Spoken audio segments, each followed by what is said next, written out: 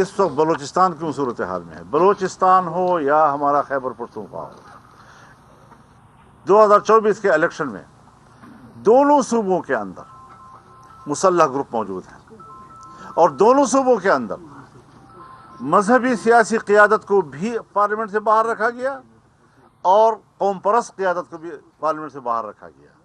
تو یہ بتا رہے ہیں کہ کیا یہ ملک کو توڑنے کی سازش تو نہیں ہے؟ ہم ملک کو بچا رہے ہیں، ہم نے ملک کو بچانا ہے، ہم نے قربانی دینی ہے۔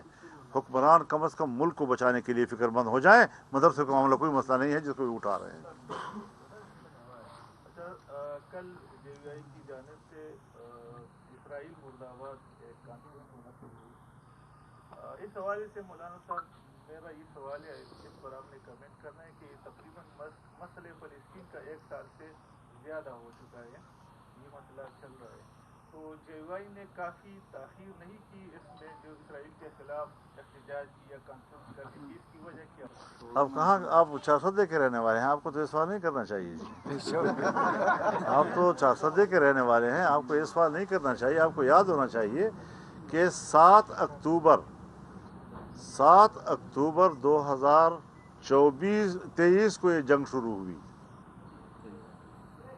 اور 14 اکتوبر کو ہم نے پشاور کے اندر طوفان اقصی کانفرنس کی تھی، صرف 1 ہفتے کے اندر۔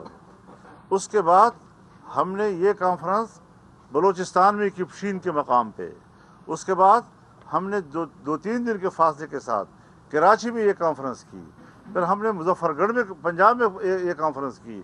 ہم تو مسلسل ان کے حق میں ہر موقع پر ملی مارچ کر رہے ہیں۔ اتنے بڑے بڑے جلسے جو تاریخی ہمارے اپنی تاریخ جو ہے اور ریکارڈ توڑ رہے ہیں وہ جی۔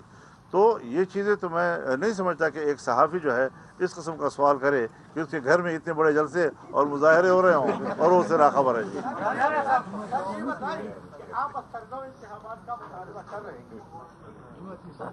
کیا گارنٹی نئے انتخابات کی اخترگاؤں انتخابات کی عوام کی مسائل حل ہوں، اور کیا گارنٹی ہے کہ باقی انتخاباتی پھر ان کے نتائج تسلیم کر کے کیا دھاندلی کے الیکشن سے عوام کے مسائل حل ہو جاتے ہیں؟ بلوچستان جل رہا ہے، سب جعلی لوگ وہاں اسمبلی میں بیٹھے ہوئے ہیں، ایک بھی عوام کا سامنا کرنے کی پوزیشن میں نہیں ہے۔ کرم جل رہا ہے، جنوبی اضلاع جل رہے ہیں، آپ کے M N As M P S قوم کے سامنے جانے کی پوزیشن میں نہیں ہے۔ اگر کہیں پر بھی پبلک کے سامنے کوئی جا سکتا ہے تو جے یو آئی کا نمائندہ جا رہا ہے۔ تو ایسے حالات میں مان لینا چاہیے کہ یہ عوام کے نمائندے نہیں ہیں، یہ جعلی اسمبلیاں ہیں اور اسٹیبلشمنٹ کی بنائی ہوئی اسمبلیاں ہیں جو عوام کا سامنا نہیں کر سکتی۔ تو یہ ڈمی حکومتیں ہمیں قبول نہیں ہیں، اور سنجیدہ کام کیے جائیں، اور جو چیزوں پر اتفاق رائے ہو جاتا ہے۔ ہم نے تو حضرت پارلیمانی کردار کو زندہ رکھا ہے۔ جمعیت علماء اسلام پارلیمانی کردار اس لیے زندہ رکھنا چاہتی ہے تاکہ پاکستان کا مذہبی طبقہ ملک کے ساتھ، آئین کے ساتھ، جمہوریت کے ساتھ، پارلیمنٹ کے ساتھ چلے۔ کیوں ہمیں انتہا پسندی کی طرف دھکیلا جا رہا ہے؟ کیوں مدارس کو انتہا پسندی کی طرف دھکیلا جا رہا ہے؟ انہوں نے ثابت کیا ہے 2009-11 کے بعد آج تک کتنے سال ہو گئے ہیں؟ 23 سال ہو گئے ہیں، مدارس کو ابھی تک آپ تسلیم نہیں کر رہے۔ مدارس نے آپ کو تسلیم کیا، اپنے عمل سے ثابت کیا، اپنے کردار سے ثابت کیا ہے کہ وہ ملک کے ساتھ کھڑے ہیں، علماء ملک کے ساتھ کھڑے ہیں، جمعیت علماء ملک کے ساتھ کھڑی ہے، مذہبی طبقے ان کی وساطت سے سب ملک کے ساتھ کھڑے ہیں۔ کیوں مایوس کیا جا رہا ہے؟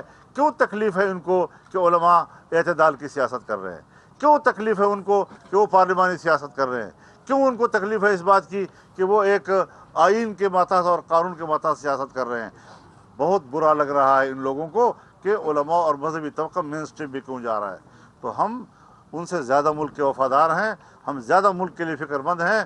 یہ لوگ تو پتہ نہیں کن کے مقاصد پورا کرنا چاہتے ہیں۔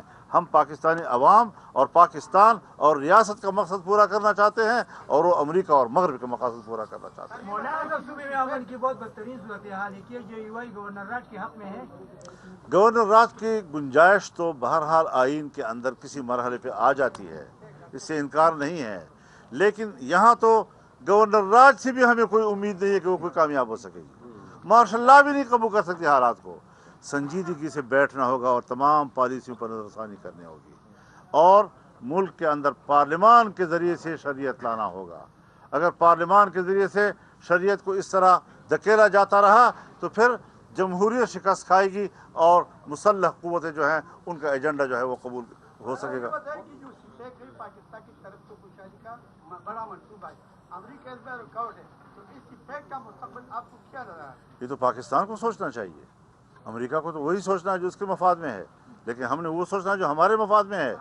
हमने एक मुल्क जो हमारा दोस्त था, 70 साल हमने दोस्ती में गुजारे, और ऐसी दोस्ती कि बहरुल काहिल से गहरी, हिमालय से बुलंद, शहद से मीठी, लोहे से मजबूत, और जब वो इक्तिसादी दोस्ती में तब्दील हो गई तो फिर बाहर की क़ुव्वतें आईं और पाकिस्तान को जाम कर दिया। लिहाजा हमें नज़रसानी करनी चाहिए कि हम क्या खेल खेल रहे हैं। हमने अपने दोस्तों का एतमाद ख़त्म किया है, चीन का एतमाद ख़त्म किया है, सऊदी अरब का एतमाद ख़त्म किया है, अमारात का एतमाद ख़त्म किया है, दूसरे जो पाकिस्तान के साथ दोस्ती करना चाहते हैं उनका एतमाद ख़त्म किया है। इस पर ये लोग सोचें, मदरसा खैर खैरियत है, मदरसा कोई मुश्किल नहीं है।